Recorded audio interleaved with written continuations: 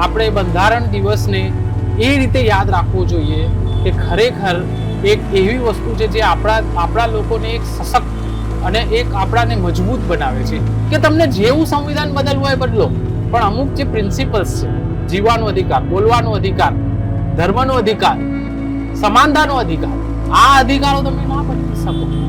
ખરેખર સંવિધાનને બચાવવું કેમ છે? જ્યારે આટલું સરસ સંવિધાન છે, 75 વર્ષથી છે, તો એને કેમ બચાવવું છે? આંબેડકર સાહેબે સંવિધાન બનાવ્યું ત્યારે એમને એવું કહ્યું હતું કે જે સંવિધાન છે એ તમે ગમે એટલું ખરાબ બનાવશો પણ એને ચલાવવાળા સારા છે તો એ સારામાં સારું સંવિધાન હશે. અને જો સંવિધાન તમે ગમે એટલું સારું બનાવશો પણ ચલાવવાળા ખરાબ હશે તો ખરાબ. કોઈ પણ દેશનું સંવિધાન છે ને, એક સ્ટડી છે કે એનું એવરેજ આયુષ્ય 2 થી 3 વર્ષનું જ છે. એનું કારણ કહું કે કોઈ પણ સંવિધાન બહુ ટક્યું નથી જલ્દી. એનું કારણ છે કે ત્યાંના લોકો અને ત્યાંના પણ આપણું સંવિધાન 75 વર્ષથી ટકી રહ્યું છે. એનો શ્રેય આ બધાને જાય છે. શ્યામા પ્રસાદ મુખર્જી છે, આંબેડકર છે, અને એ લોકો વૈચારિક મતભેદ ગમે એટલા હતા પણ અલ્ટિમેટલી એમના મગજમાં એ જ હતું કે આપણા દેશમાં કે આપણા દેશના લોકોને આપણે શું આપવું છે ને કેવું સંવિધાન આપવું છે કે જેથી એમનું ભવિષ્ય કેવી રીતે સારું થઈ શકે છે અને સરસ થઈ શકે છે. નમસ્કાર, આપ જોઈ રહ્યા છો યુટીસી ન્યૂઝ. આજે ભારતના બંધારણનો દિવસ એટલે બંધારણ દિવસ. આજે સમગ્ર દેશમાં આપણા બંધારણ વિશે ચર્ચા કરવાનો આ દિવસ છે. બંધારણની જો વાત કરીએ તો વિશ્વનું સૌથી મોટું બંધારણ એ ભારતનું છે અને આપણે આપણા બંધારણ પર ગર્વ પણ કરવો જોઈએ અને સાથે સાથે બંધારણનો ઉપયોગ પણ કરવો જોઈએ, કેમ કે બંધારણ આપણાને એ સંરક્ષણ આપે છે જે કોઈ નહીં આપી શકે. આજે આપણે બંધારણ પર પણ વાતો કરીશું અને ગઈકાલે સર્વોચ્ચ અદાલતમાં બંધારણને લઈને જે 2 શબ્દોને લઈને જે આ એક મામલો આવ્યો હતો કે ધર્મ નિરપેક્ષ અને સમાજવાદ, આ 2 શબ્દો કાઢી નાખવામાં આવે, આ શું વિષય હતો? આ બંને વિષય પર આજે આપણે ચર્ચા કરીશું. આપણી સાથે બંધારણના જે જાણકાર છે ઉમંગ મોદી આપણી સાથે છે. મહારાજા સયાજીરાવ યુનિવર્સિટીમાં તેઓ લો ભણાવે છે. ઉમંગભાઈ, સૌથી પહેલા આજે બંધારણ દિવસ કેવી રીતે જુઓ છો? બંધારણ દિવસ એ આપણા માટે બહુ જ મહત્વનો દિવસ છે, કારણ કે આપણે દેશે જે સંઘર્ષ કર્યો છે એક દેશમાંથી રાષ્ટ્ર બનવામાંથી, કાં તો એક એવી સભ્યતા કે જેના ઉપર હંમેશા હુમલો થતો રહ્યો છે અને એ સભ્યતા ઉપર જ્યારે હુમલો થતો રહ્યો છે છતાં પણ આપણે બધા એક રહ્યા અને આપણે બધાના સામે જ્યારે લડાઈ લડી અને એ લડાઈ લડીને આપણે પોતાના જાતને, જ્યારે સંવિધાનની પહેલી લાઈન આપણે વાંચીએ છીએ તેમાં લખે છે કે વી the people of India, means એનો મતલબ એ કહેવા માંગે છે કે આ જે છે આપણા દેશ આપણા માટે છે. We the people of India એ બહુ બધું વસ્તુ બતાવે છે કે આપણા બંધારણની મહત્વ શું છે અને આપણું બંધારણ જરૂરી કેમ છે. કારણ કે મેં જેમ કહ્યું હતું કે કેટલો સંઘર્ષ કર્યો અને સંઘર્ષ પછી આપણે પોતાના જાતને અમુક અધિકારો આપ્યા છે અને એ અધિકારો એટલા મહત્વના છે કે જેના વગર મને એવું લાગે છે કે એક સમાજ કે એક સોસાયટીમાં એક સામાન્ય વ્યક્તિ જીવી ના શકે. કારણ કે આજે તમને બી બોલવા જોઈએ છે, મને બી બોલવા જોઈએ છે, તમને લખવા જોઈએ છે, મને લખવા જોઈએ છે, મને મારા મંતવ્યો આપવા જોઈએ છે, કાં તો મને મારી જે પણ ઇવન મારો ધર્મ જે છે એને પાળવાનો બી મને અધિકાર છે, મને જીવવાનો બી અધિકાર છે, મને સમાનતાનો બી અધિકારો છે, મને બંધુતાનો બી અધિકાર છે. આ બધા જ અધિકારો જે છે એ આપણે આપણા જાતને આપ્યા છે અને એ આપવા માટે આપણા જે બંધારણના જે ઘડવૈયાઓ છે એમને 2 વર્ષ 11 મહિના અને 18 દિવસનો સમય લગાવ્યો હતો અને એના ઉપર ઘણી બધી ચર્ચાઓ થઈ હતી. અને તમને એક વસ્તુ જણાવું કે એક ચોપડી છે જેની અંદર આપણા દેશમાં આપણા બંધારણના આર્ટિકલ 21માં કયો શબ્દ હોવો જોઈએ એના માટે લગભગ 100 દિવસ ચર્ચા ચાલી છે. તો આપ સમજી શકો છો કે આપણે આપણા દેશના સંવિધાન બનાવવામાં કેટલો સંઘર્ષ રહ્યો છે. અને જ્યારે આપણાને આ સંવિધાન મળ્યો છે તો આપણે એ વસ્તુ શીખવાની બહુ જરૂર છે કે એનું મહત્વ કેટલું બધું છે. એટલા માટે આપણે બંધારણ દિવસને એ રીતે યાદ રાખવું જોઈએ કે ખરેખર એક એવી વસ્તુ છે જે આપણા લોકોને એક સશક્ત અને એક આપણાને મજબૂત બનાવે છે. એક નાગરિક તરીકે આપણાને મજબૂત બનાવે છે. એટલા માટે બહુ જ મહત્વનો દિવસ છે. ઉમંગભાઈ, આજે દેશને સંવિધાન બન્યા લગભગ 75 વર્ષ થઈ ગયા. આજે પણ સોસાયટીમાં જ્યારે આપણે સંવિધાન શબ્દ પણ બોલીએ તો લોકો ખૂબ લાઇટલી લઈ લે છે. એની મહત્વતા છે, એની લોકો રિસ્પેક્ટ કરે છે, પરંતુ જેવી જોઈએ કે આ મારા માટે છે એવું નથી આવતું કે આ જે વસ્તુ છે એ મારા માટે છે અને આ પવિત્ર ગ્રંથ એ મારું સંરક્ષણ કરે છે. એવું કેમ નથી આવી રહ્યું? એ ના આવવાના ઘણા બધા કારણો છે અને એમાંનું સૌથી મોટું જે કોઈ કારણ હોઈ શકે છે એ છે કે લોકોની જે એક પોતાની જિંદગીની અંદર એમને ઘણી બધી મહત્વની વસ્તુઓ જોઈએ છે, પણ જે પોતાના અધિકારો છે એની મહત્વતા એ સમજતા નથી. અને એ તમને ક્યારે મહેસૂસ થશે કે જ્યારે તમારા જોડે કંઈક થશે. આજે ભારત દેશની સૌથી મોટી સમસ્યા એ છે કે મારા જોડે નથી થયું તો હું કેમ ચિંતા કરું. એ જે એક ભાવના જે છે એ ભાવના જે આપણા દેશની અંદર હતી એના લીધે તો આપણે ગુલામ રહ્યા કે મને તો ગુલામ નથી બનાવ્યો ને, જેને બનાવ્યો એનાથી મને શું ફરક પડે છે. એના લીધે તો 200 વર્ષ આપણા ઉપર શાસન થયું. આજે કેમ અમેરિકા માત્ર 50 વર્ષની અંદર આઝાદ થઈ ગયું? કારણ કે ત્યાં ગાડી ખાલી 10 લોકોને મારી કાઢ્યા હતા, એમાં બધા ભેગા થઈ ગયા અને કહે છે કે આ તો ખોટું છે. જ્યારે આપણે જ્યાં સુધી આપણા ઉપર કશું નથી થતું ત્યાં સુધી આપણને એનો અહેસાસ થતું નથી. એટલે જ્યાં સુધી તમે મહેસૂસ નહીં કરો કે આ તમારો ડોક્યુમેન્ટ છે, આ તમારા માટે છે.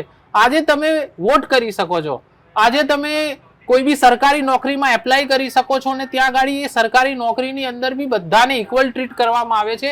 ઇવન તમે એડમિશનની અંદર જાઓ છો કે કોઈ બી જગ્યાએ જાઓ છો, આજે બંધારણમાં તો એ લખેલું છે, પ્લસ તમે બોલો છો કાં તો તમને તમે જે બી વસ્તુ છે એમાં જે કરી શકો છો અને એ બી આઝાદીથી કરી શકો છો અને ખુલીને કરી શકો છો. એમાં સંવિધાનનો બહુ મોટો મહત્વનો છે. અને મારા ખ્યાલથી મને એવું લાગે છે કે એક 1970 સુધીની એક સમય હતો કે જ્યાં આપણાને આઝાદીનું મહત્વ લોકોને હતું. તો આપણે ત્યારે જોતા હતા કે લોકો છે ને દેશના નેતાઓની રેલી માટે પાગલ થઈ જતા હતા. લોકો એમને સાંભળવા માંગતા હતા કારણ કે એમને જોયું હતું કે આપણો સંઘર્ષ શું છે. પણ જ્યારથી ગ્લોબલાઇઝેશન આવી ગયું છે ત્યારથી લોકોને આ બધી વસ્તુનું મહત્વ ઓછું થઈ ગયું અને લોકો પોતાનામાં જ વ્યસ્ત થઈ ગયા છે. અને એટલે એમને આ જે એમના માટે છે, જે એમને આ આપણે બનાવેલું છે એ એનું મહત્વતા નથી સમજી રહ્યા. એટલે સૌથી મોટું હું કારણ આ જ જોઈ રહ્યો છું કે જ્યાં સુધી આપણે ફીલ નહીં કરીએ કે આ આપણો બધાનો જ એક દસ્તાવેજ છે અને આપણા દેશનો દસ્તાવેજ છે. આપણે જો કોઈ ધાર્મિક પુસ્તકને મહત્વ આપીએ છીએ અને એટલા માટે મહત્વ આપીએ છીએ કારણ કે આપણને નાનપણથી સમજાવવામાં આવે છે કે આ ધાર્મિક પુસ્તક એ આપણું પુસ્તક છે. પણ કેમ સંવિધાનને એ રીતે નથી સમજાવવામાં આવતું? કેમ એ વસ્તુ નથી થતી? અને એટલા માટે જ મને એવું લાગે છે કે આપણે એના વિશે એટલા સજગ નથી. ઉમંગભાઈ, આજકાલની જે પેઢી છે અને આજકાલની જે વાતો છે, ખાસ કરીને જે વોટ્સઅપ યુનિવર્સિટી છે એની પર તો લોકો આસાનીથી મેસેજ લખી દે છે કે સંવિધાનને જ બદલી નાખો. સંવિધાનને જ બદલી નાખો તો પછી એમને સમજવાની જરૂર પડશે કે છે શું, એ તમારે શું બદલવું છે, તમને કેમ બદલવું છે, શું જરૂર છે આને બદલવાની. આ તો કેવું છે કે 10 માણસે કહી દીધું અને ચર્ચા ચાલુ થઈ ગઈ કે આપણું સંવિધાન જે છે એ બધા દેશોમાંથી ઉઠાયેલું છે અને એમાંથી બધું. અરે હું પણ શિક્ષક છું તો મને બધા સ્ટુડન્ટ આ જ પૂછે, સર આપણા સંવિધાનમાં નવું શું છે, આપણે બધેથી લીધેલું છે તો શું જરૂર છે આવા સંવિધાનને? આપણે એક નવું સંવિધાન જ કેમ ના લાવીએ? કાં તો બદલી જ કાઢો, કાં તો નવું દઈ દો. પણ આજે તમે સમજો કે અમુક જે પ્રિન્સિપલ્સ હોય છે, અમુક જે સિદ્ધાંતો હોય છે એ યુનિવર્સલ હોય છે. જીવવાનો અધિકાર જે છે એ આખા વિશ્વમાં દરેક સંવિધાનમાં એક સમાન જ રહે છે. એ વસ્તુ અલગ છે કે કઈ સરકારમાં એ કેવી રીતે તમને મળે છે કાં તો એનું રક્ષણ કેવી રીતે થાય છે એ અલગ વસ્તુ છે. તો તમે જે એટલા માટે તો સુપ્રીમ કોર્ટે જ્યારે 1973 ની અંદર એક પ્રયાસ થયેલો છે, એટલે એવું નથી કહેતું કે બદલવાનો પ્રયાસ, પણ એક એવો બી સમય ભારતે જોયો હતો કે જ્યારે એકદમ વર્ચસ્વ વાળું શાસન હતું, જ્યાં આગળ વારંવાર સરકાર દ્વારા કોન્સ્ટિટ્યુશનને બદલવામાં આવતું હતું. અને એ સમયે જ્યારે સુપ્રીમ કોર્ટે એક જજમેન્ટ આપ્યું, જેને કેશવાનંદ ભારતી કેસ કહેવાય છે, અમારા કાનૂનની ભાષામાં એવું કહેવાય છે કે એ કેસ નથી, એક પોતાના જાતમાં બી એક મોટી દુનિયા છે.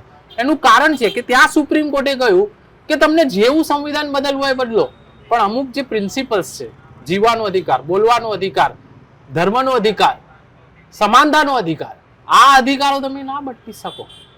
આના વગર તમે જીવી જ ના શકો, અને આના વગર તમારું મહત્વ જ નથી. આના વગર સરકાર જ ફેલ છે.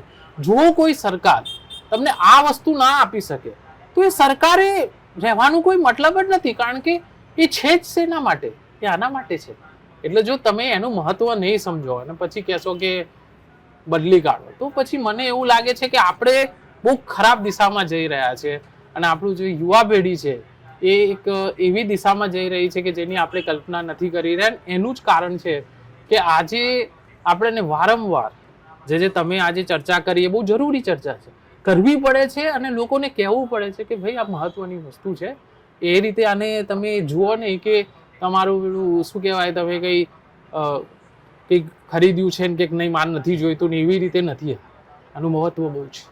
પણ એક વાત બીજી એવી પણ છે કે સંવિધાન મારું રક્ષણ કરે છે, પરંતુ આજની સોસાયટી, આજના લોકો, આજના નેતાઓ એ સંવિધાનનું સંરક્ષણ કરવા માટે બહાર પડી ગયા છે. કોઈ બી પોલિટિકલ પાર્ટીને તમે જુઓ, એ ચાહે વિપક્ષની સૌથી મોટી પાર્ટી હોય કે રૂલિંગ પાર્ટી હોય, તમામ લોકો સંવિધાનને બચાવવા માટે લાગ્યા છે. તો સંવિધાનને થઈ શું ગયું છે? આ જે છે ને, આમાં કેવું છે કે રાજનીતિ કેવી વસ્તુ છે કે જે બધાને ખબર છે કે એમાં આરોપ પ્રત્યારોપ થાય અને એમાં દરેકનો પોતપોતાનો મુદ્દો હોય છે.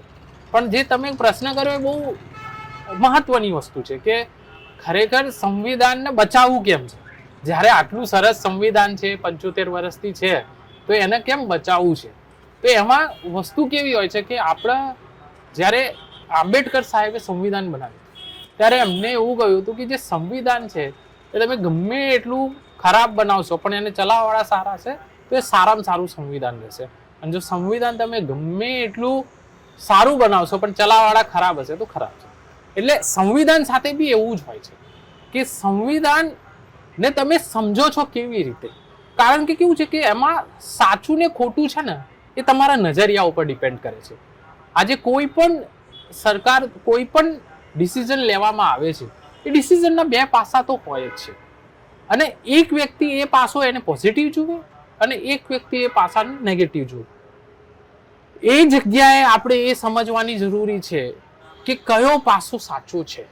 અને એ પાસો આપણે ત્યારે જ નક્કી કરી શકીએ છીએ કે જ્યારે એમાં સંવિધાનના પ્રિન્સિપલ્સ આપણે લાગુ થયા છે કે નથી થયા. એટલે જ્યારે આપણે કહીએ છીએ કે વિપક્ષ કહે છે કે, તો એમાં કેવું હોય છે કે જ્યારે સંવિધાન કોઈ સરકારને સત્તા આપી દે છે, તો જ્યારે સત્તાનો ઉપયોગ કરે છે તો એ સાચું છે કે ખોટું છે એ આપણે નક્કી નથી કરી શકતા, એ સુપ્રીમ કોર્ટ જ નક્કી કરી શકે છે. અને જ્યારે સુપ્રીમ કોર્ટ નક્કી કરે અને કે તમે સાચું કર્યું છે, ખોટું કર્યું, એ જ હકીકત હોય છે. પણ આમાં મહત્વનું વસ્તુ એ જ રહી જાય છે કે તમે એને કયા નજરિયાથી જુઓ છો. અને જે નજરિયાથી તમે જોશો, તમે જો એક સત્તાધારી પાર્ટીની નજરિયાથી જુઓ છો તો તમને એવું લાગશે કે જે ઘણા બધા નિર્ણયો લેવાયા છે એ સાચા નિર્ણયો છે. પણ જ્યારે વિપક્ષની નજરથી જોશો તો કહેવાશે કે નિર્ણય ખોટા છે, કારણ કે એ બધા નિર્ણયની અંદર ક્યાંક ને ક્યાંક સંવિધાનનો પ્રિન્સિપલ લાગુ પડે છે. એટલે મને એવું લાગે છે કે કોઈ દિવસ ખતરામાં તો ના જ હોઈ શકે, સંવિધાન ખતરામાં ના હોઈ શકે. બસ એ હોઈ શકે છે કે કઈ પાર્ટી એનો કેટલો દુરુપયોગ કરે છે. અને દુરુપયોગ ના થાય, એને દુરુપયોગ બી કહેવો બી બહુ ભારે છે, કારણ કે પછી મારા જે વાક્યો છે એને અલગ રીતે લેવામાં આવશે. દુરુપયોગ નહીં. આજે હું તમને એક એક્ઝામ્પલ આપું છું કે તમારા જોડે એક સત્તા નિર્ણય લેવાનો પાવર છે, કે તમારા જોડે એક કાયદો બનાવવાનું સત્તા છે, કે યુનિફોર્મ સિવિલ કોડ લાવવાની તમને સત્તા આપી છે. તો યુનિફોર્મ સિવિલ કોડ લાવવાની સત્તા તમને સંવિધાને આપેલી છે, એટલે એમાં કશું ખોટું તો નથી જ. પણ એના સાથે સાથે એક બીજો પક્ષ એ બી કહેશે કે મારા ધાર્મિક લાગણીનું શું. તો જે વ્યક્તિ એવું કહે છે કે આખા દેશમાં સમાન કાનૂન હોવો જોઈએ, એના પ્રમાણે એ સાચું છે. પણ જે વ્યક્તિ એવું કહે છે કે મારા ધર્મની જે મારી એક યુનિક જે છે મારી પ્રથા છે એ બચવી જરૂરી છે, તો એના માટે એ ખોટું છે. એટલે કોના માટે સાચું છે, કોના માટે રાઇટ્સ ક્લેશ થઈ રહ્યા છે. ક્લેશ તો થઈ રહ્યા છે, અને ક્લેશ થઈ રહ્યા છે એટલા માટે જ આપણે આ ચર્ચામાં છે કે ભાઈ. અને બીજી વસ્તુ છે બહુ મહત્વની શીખવા જેવી છે. મને એવું લાગે છે કે ભલે આપણે બધા લોકો સંવિધાન વિશે સિરિયસ નથી, કાં તો યુથ અત્યારે એવી નથી, પણ એટલું તો હું સમજુ છું કે એક પબ્લિકને એટલું તો ખબર પડે છે કે સંવિધાન જેવી કોઈ વસ્તુ છે કે જેની મહત્વતા છે, પણ એટલું છે કે એવી મહત્વતા એ લોકો નથી સમજી રહ્યા જે સમજે.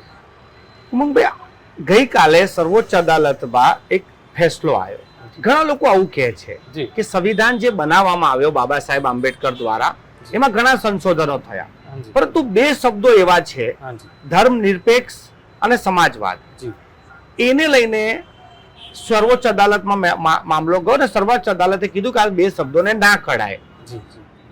આ વસ્તુ જે ચાલી રહી છે એને કઈ રીતે આપ જુઓ છો? દેખો કેવું છે કે એ તો આજ વર્ષોથી જ્યારે સંવિધાન બન્યો હતો ત્યારે બી આ જ વિષયની ચર્ચા થઈ રહી હતી કે આપણા દેશના અંદર ધર્મ નિરપેક્ષતા જેવા શબ્દની જરૂર છે કે નહીં. તો ત્યારે નહેરુ અને આંબેડકરે ક્લિયર કહ્યું હતું કે આપણા દેશની અંદર જે આર્ટિકલ અનુચ્છેદ 25 થી લઈને 28 સુધીના છે એ પોતાના જાતમાં ધર્મ નિરપેક્ષ છે, જે સરકાર પર જવાબદારી મૂકે છે કે કોઈ બી ધર્મ પ્રત્યે એ લોકો અસમાનતા કાં તો એમના ઉપર જેને સર્વધર્મ સંભાવ કહેવામાં આવે છે, જે આપણા ધર્મ નિરપેક્ષતાની ફિલોસોફી સર્વધર્મ સંભાવ છે. તો કોઈ પણ સરકાર કોઈ પણ ધર્મ પ્રત્યે એવી રીતે નહીં બનાવે કે એના ઉપર જે છે ને ડિસ્ક્રિમિનેશન એનું નહીં કરે, એના બધાને સમાન રીતે ટ્રીટ કરશે. તો એ છે, પણ કેવું થયું કે અમુક કારણોસર 1976 ની અંદર ઇન્દિરા ગાંધી દ્વારા ઇમરજન્સી લાગુ કરવામાં આવી. ઇમરજન્સી લાગુ કર્યા પછી 42મો સુધારો કરવામાં આવ્યો, જેને મિની કોન્સ્ટિટ્યુશન કહેવામાં આવે છે, જેમાં ઘણા બધા સુધારા થયા છે. જેમાંનો સૌથી ચર્ચિત સુધાર છે એ આ છે કે જે બે શબ્દો છે, ધર્મનિરપેક્ષતા અને સમાજવાદ, એ અંદર લાગુ કરવામાં આવે. અને મને છે ને બહુ બધા લોકો પૂછે છે કે ખરેખર એ બે શબ્દોની જરૂર હતી કે નથી હતી. તો મારો આમાં એક જ વસ્તુ કહેવી છે કે જે તમે સવાલ પૂછો તો એમ જ કે જ્યારે જ્યારે એક સરકારને એક સંવિધાન દ્વારા કંઈક પાવર આપવામાં આવે છે, ત્યારે જે નિર્ણય લે છે એ નિર્ણય જે હોય છે ને એ નિર્ણય એમને લેવાનો પૂરો અધિકાર છે. અને બીઈંગ અ નાગરિક, હું તમે કે બીજા બધા જોડે અધિકાર છે કે વસ્તુ સાચી છે કે ખોટી છે કહેવાની છે. એટલે જો એ બે શબ્દો ના હોત તો આ આપણા દેશનું જે સંવિધાનનો જે પ્રકાર છે એ બદલાઈ નહીં જવાનો. એ ધર્મનિરપેક્ષ જ રહેશે અને આપણા જે સંવિધાનની જે મૂળભૂત ભાવના છે એ સમાજવાદની જ ભાવના છે, એટલે બદલાઈ નહીં જાય. પણ આ જે હટાવવાની જે વસ્તુ છે, ખરેખર જોવા જઈએ તો પહેલા તો આપણે એ સમજવાની જરૂર છે કે એ યાચિકા જે કરવામાં આવી છે એને પોતે એ યાચિકાનું મોટિવેશન શું છે, મારે એમાં નથી જવું, પણ સુપ્રીમ કોર્ટ જોડે તો એ પાવર છે નહીં એ બે શબ્દો હટાવવા.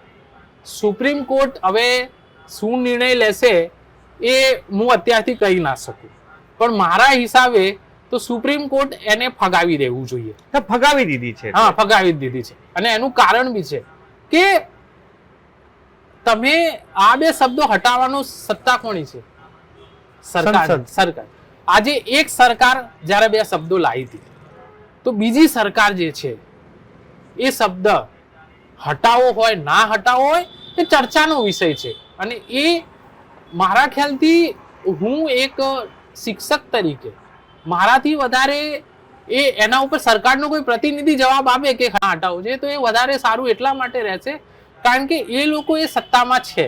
આજે હું તો એક એક્સપર્ટ તરીકે હું એટલું જ કહી શકું કે એ બે શબ્દો જે લાગુ થયા છે એ ખરેખર એની જરૂર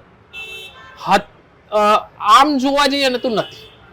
આમ કારણ કે આપણું પહેલેથી જ આપણું સંવિધાન એવું છે જ એટલે જરૂર તો નથી. પણ રાજનીતિમાં અમુક નિર્ણયો જે હોય છે ને એ ખુશ કરવા માટે લેવામાં આવે છે.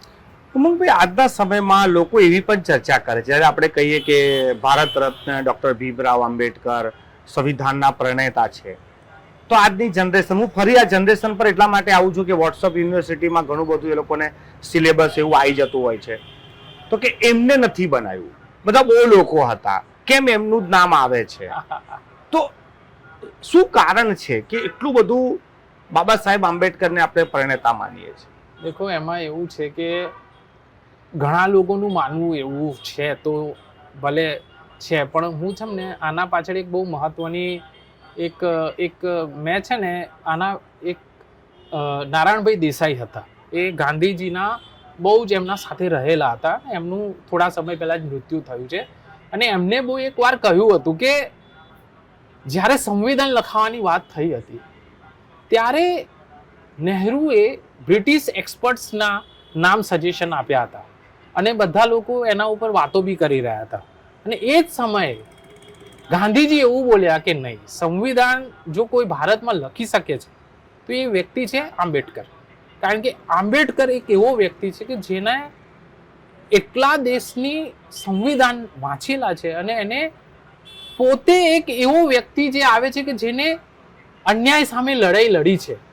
ભલે હું એનાથી સહમત છું કે ના સહમત થઉં, કારણ કે આપણાને ખબર છે કે આંબેડકર અને ગાંધીજી વચ્ચે વિવાદ વૈચારિક વિવાદ તો રહ્યો હતો, પણ છતાંય પણ તમે જુઓ કે એમને એ વસ્તુ કહ્યું કે જો કોઈ વ્યક્તિ અન્યાય સહન કરીને લડી શકે છે અને વિચારી શકે છે એવો કોઈ વ્યક્તિ છે તો એ આંબેડકર છે. એટલે એને કોન્સ્ટિટ્યુશન આપણે લખવા દેવું જોઈએ. એટલે એ વસ્તુ છે કે આમાં શું છે કે શબ્દોની રમત છે. ખરેખર જોવા જઈએ ને તો લખ્યું એ BN રાવે છે, પણ એને જે એકત્રિત જે કર્યું છે આંબેડકરે કર્યું છે, જેની સંવિધાનની ભાષામાં કહેવાય છે કે આંબેડકર ડ્રાફ્ટર હતા અને BN રાવ જે હતા રાઇટર, એડવાઇઝર રાઇટર, જે એમને આખું, કારણ કે અંગ્રેજોએ BN રાવને ભારત જે કાયદા, જે બ્રિટિશર્સના કાયદાને કેવી રીતે ભારતીય બનાવવા એની કમિટીના એમને ચેરમેન બનાવ્યા તો 1935માં. એટલે નહેરુને અને આંબેડકરને એ પણ ખબર હતી કે આ વસ્તુ સારી રીતે જો કોઈ કરી શકે છે તો BN રાવ કરી શકે છે.